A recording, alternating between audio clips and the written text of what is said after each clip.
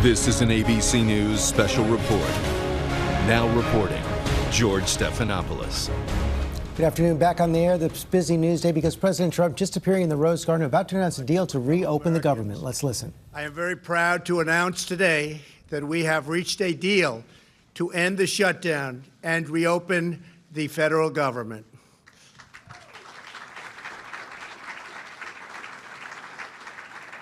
As everyone knows, I have a very powerful alternative, but I didn't want to use it at this time. Hopefully it will be unnecessary.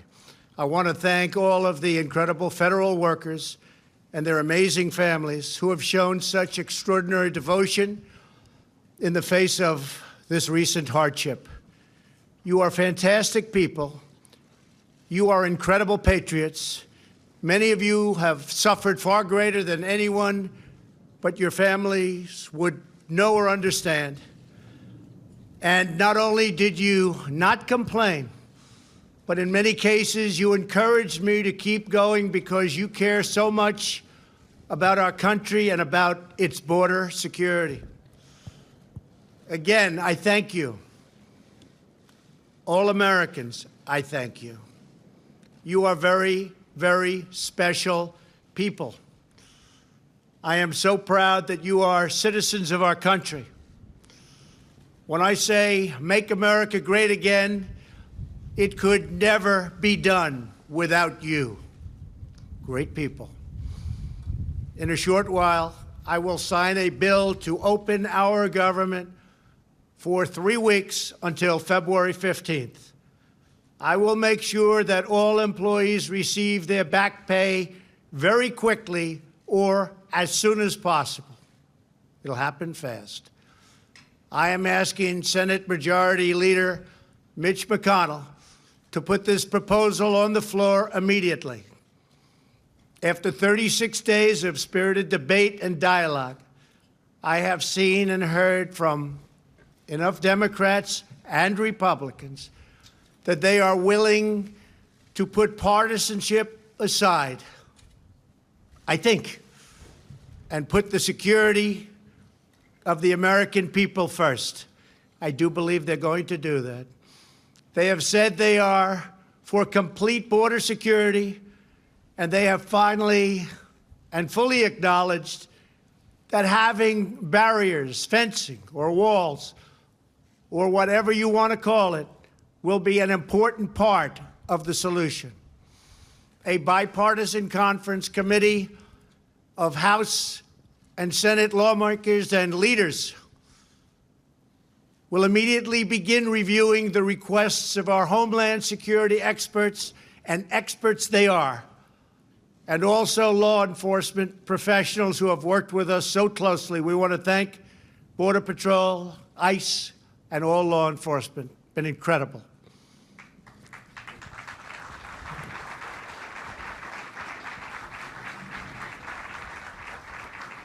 Based on operational guidance from the experts in the field, they will put together a Homeland Security package for me to shortly sign into law. Over the next 21 days, I expect that both Democrats and Republicans will operate in good faith. This is an opportunity for all parties to work together for the benefit of our whole beautiful, wonderful nation. If we make a fair deal, the American people will be proud of their government for proving that we can put country before party.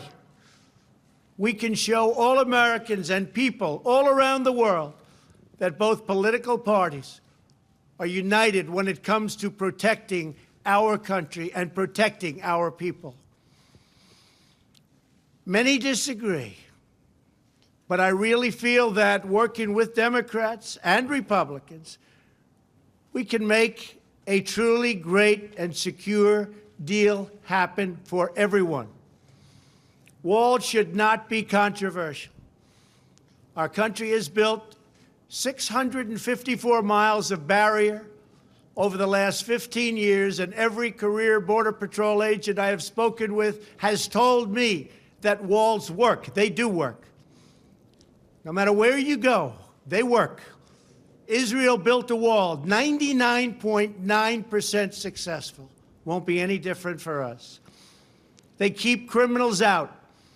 They save good people from attempting a very dangerous journey from other countries, thousands of miles, because they think they have a glimmer of hope of coming through. With a wall, they don't have that hope. They keep drugs out, and they dramatically increase efficiency by allowing us to patrol far larger areas with far fewer people. It's just common sense. Walls work. That's why most of the Democrats in Congress have voted in the past for bills that include walls and physical barriers and very powerful fences. The walls we are building are not medieval walls. They are smart walls designed to meet the needs of frontline border agents and are operationally effective. These barriers are made of steel, have see-through visibility, which is very important, and are equipped with sensors, monitors, and cutting-edge technology, including state-of-the-art drones. We do not need 2,000 miles of concrete wall from sea to shiny sea. We never did.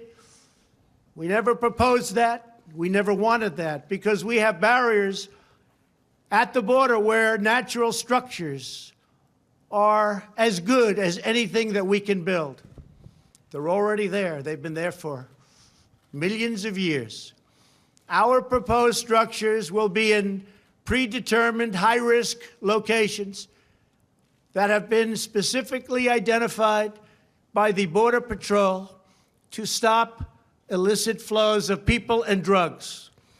No border security plan can ever work without a physical barrier. Just doesn't happen. At the same time, we need to increase drug detection technology and manpower to modernize our ports of entry, which are obsolete. The equipment's obsolete. They're old. They're tired. This is something we have all come to agree on and will allow for quicker and safer commerce. These critical investments will improve and facilitate legal trade and travel through our lawful ports of entry. Our plan also includes desperately needed humanitarian assistance for those being exploited and abused by coyotes, smugglers, and the dangerous journey north. The requests we have put before Congress are vital to ending the humanitarian and security crisis on our southern border. Absolutely vital. Will not work without it. This crisis threatens the safety of our country and thousands of American lives. Criminal cartels, narco-terrorists, transnational gangs like MS-13, and human traffickers are brazenly violating U.S. laws and terrorizing innocent communities. Human traffickers. The victims are women and children. Maybe to a lesser extent, believe it or not, children. Women are tied up, they're bound, duct tape put around their faces, around their mouths. In many cases, they can't even breathe. They're put in the backs of cars or vans or trucks. They don't go through your port of entry. They make a right turn going very quickly. They go into the desert areas or whatever areas you can look at. And as soon as there's no protection, they make a left or a right into the United States of America. There's nobody to catch them. There's nobody to find them. They can't come through the port, because if they come through the port, people will see 4 women sitting in a van with tape around their face and around their mouth. Can't have that. And that problem, because of the internet, is the biggest problem. It's never been like this before that you can imagine. It's at the worst level, human trafficking, in the history of the world. This is not a United States problem. This is a world problem. But they come through areas where they have no protection, where they have no steel barriers, where they have no walls. And we can stop almost 100% of that.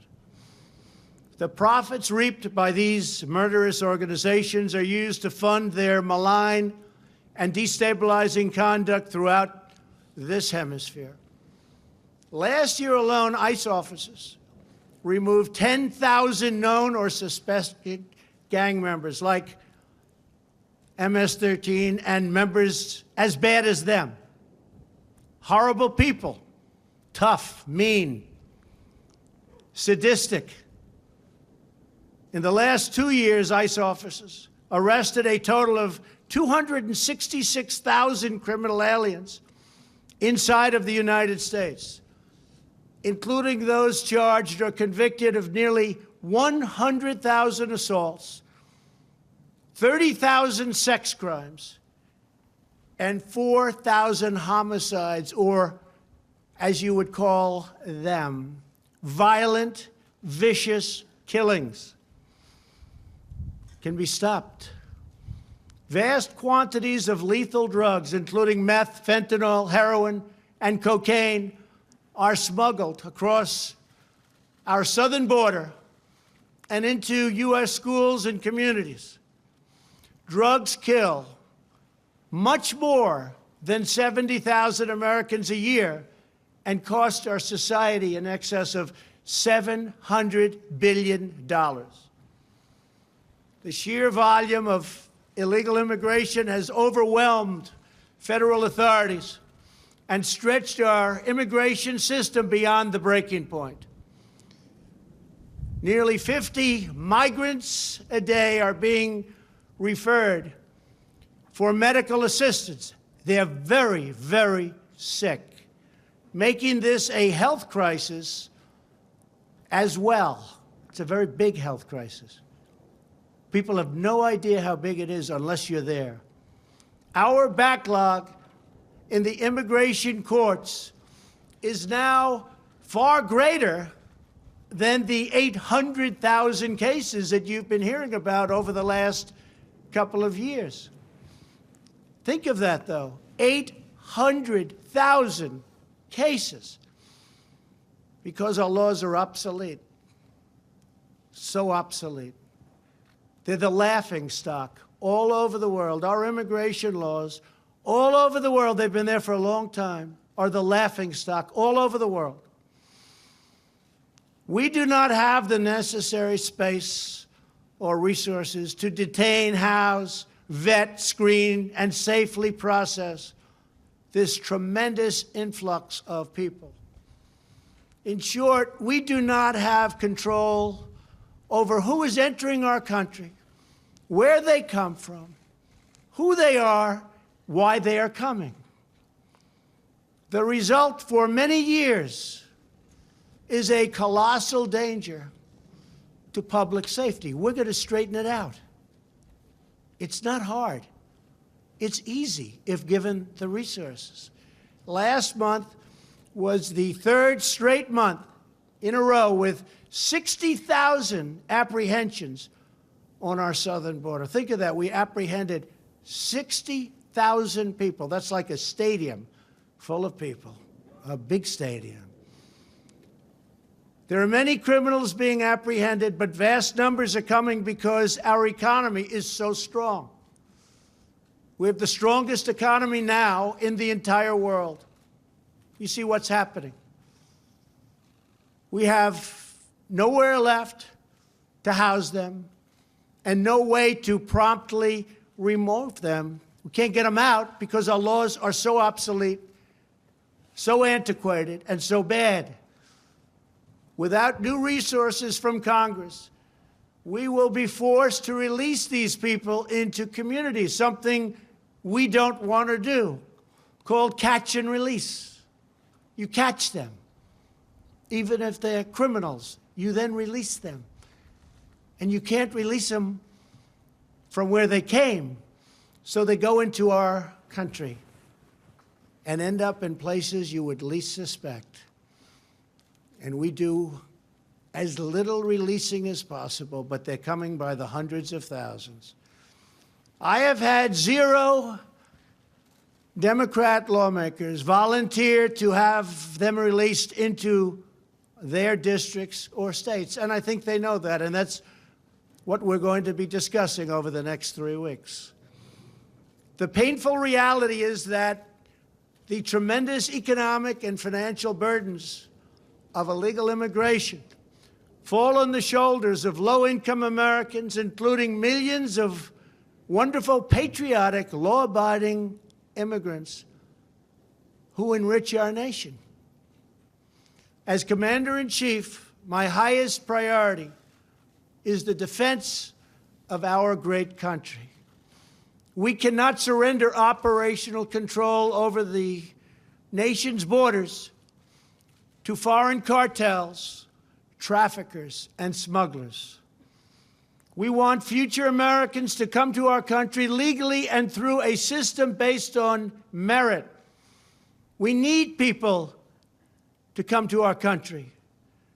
We have great companies moving back into the United States, and we have the lowest employment and the best employment numbers that we've ever had. There are more people working today in the United States than have ever worked in our country. We need people to come in to help us on the farms and with all of these great companies that are moving back. Finally, they're moving back. People said it couldn't happen. It's happening.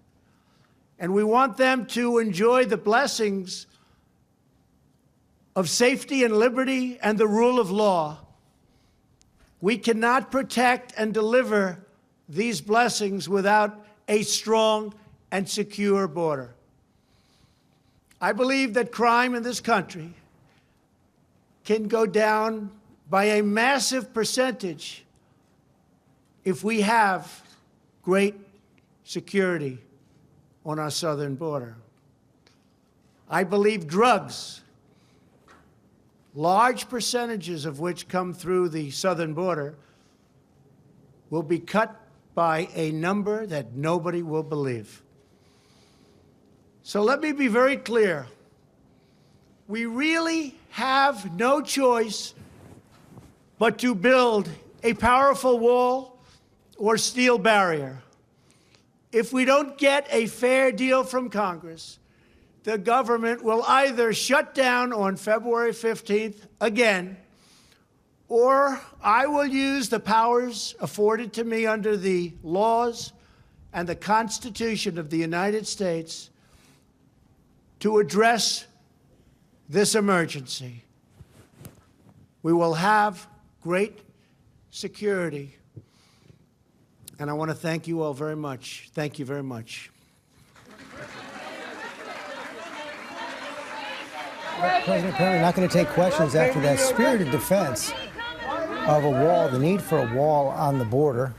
The president saying we have no choice but to build a wall on the border as he was announcing a 3-week deal that didn't include any money for the border wall that he had been saying all along was his one condition in order to reopen the government. I want to go straight to our congressional correspondent, Mary Bruce. You know, Mary, you wouldn't really know it from the speech the president gave right there, but he completely gave up, at least for the next 3 weeks, on the wall. Yeah, George, this agreement gives Democrats exactly what they have been asking for throughout this entire shutdown, a short-term solution to reopen the government, buy them time to negotiate that does not give the president any funding for his wall. And it does seem that this plan could pass here as early as today. The question then becomes what comes next, because despite this bruising political fight that we have seen, reopening the government may be the easy part here. Now they have the challenge of trying to keep the government open, which means that they now have 3 weeks to do what they could not do here over the last 5 weeks, somehow come to a broader agreement on border security, George. Right, and that is the problem in the long. Nothing has changed from this agreement, except they're going to have a little more time to negotiate. Meantime, Mary, do we think now, assuming this gets done over the weekend, State of the Union back on for Tuesday? That is the big question here because, of course, the agreement to postpone the State of the Union was only so long as the government remained closed. Assuming the government is back up and running, it does seem like it is a very real possibility that we will actually have a State of the Union address here on Tuesday. Okay, let me go to Terry Moran now at the White House. Terry, the president completely gave up on the wall for now. It appears that he really had no choice. The political pressure is building. 6 Republicans abandoned him in the Senate yesterday. We have this brand new poll out right now showing that the public was blaming the president and the GOP for the shutdown. Also had driven his poll ratings and his approval rating down to 37%. That is the lowest approval rating for any president at the 2-year mark of his term, Terry. And you could feel that here, George. Let me just give you a sense of what was going on. It was a scramble here as the White House was responding to what was going on Capitol Hill, really, because the Republicans on Capitol Hill couldn't take that pressure either. And in order to give this an aura of victory, the president, you heard the applause, he called in his entire cabinet, the mayors who were visiting today, and most of the White House staff just to stand in and give the sound of applause while he stood and caved, as you pointed out. There's no question that he has felt that this is a deal he could have had weeks ago. Nancy Pelosi said, let's keep the rest of the government open, let's talk about Homeland Security, and let's get going. There was no sign at that point. So the question is, having owned the shutdown proudly, as he said in the Oval Office, what did he get for it? So far, nothing yet. The government will reopen, assuming this does pass. The president began his remarks by thanking the federal workers who have endured this hardship over the last few weeks. And I want to bring in David Curley, our senior transportation correspondent, because the other big factor here this morning was a major airline shutdown, stall all across the East Coast because several air traffic controllers didn't come to work. You know, there's been talk about this all along, George, that at some point the controllers who've been working without paychecks, longer shifts than normal, might start calling in sick. It happened this morning at 2 centers, one in Washington, D.C., one in Jacksonville, Florida. That slowed traffic in both over Florida and over the Northeast and the Mid-Atlantic. In fact, there was a ground stop at LaGuardia this morning for nearly an hour. So basically slowing down the system to keep it safe. We have learned that the 13 controllers that were supposed to be on schedule at the center outside of Washington today, 6 of them called out and did not come to work. So you had this rippling through the system, very slow air traffic control, and you can see it in the delays all across the country. It will take most of the day to kind of flush that system out and get things back to normal. So they'll be happy today that they are going to get a paycheck and maybe some relief. And all across those who have been affected. Take a look at a food bank for the Coast Guardsmen in New London, Connecticut. This was a wife of a Coast Guardsman watching on her phone, the president saying that this is over. They're going to get a check. They're happy about it. So at least now, for a couple of weeks, these folks are going to get paid, back on the job, and then they hope that the government stays open, George. What a relief for those 800,000 federal workers who've had to bear this sacrifice. They and their families have borne this sacrifice over the last 3 weeks. Assuming this goes through over the weekend, they will be back to work on Monday. The back pay, as the president said, should come through very quickly. So the president announcing right there the government should reopen. There's been a deal with senators and members of Congress up on Capitol Hill. Government should reopen at least for 3 weeks. We'll have full details tonight on World News Tonight with David Muir. Have a good afternoon. This has been a special report from ABC News.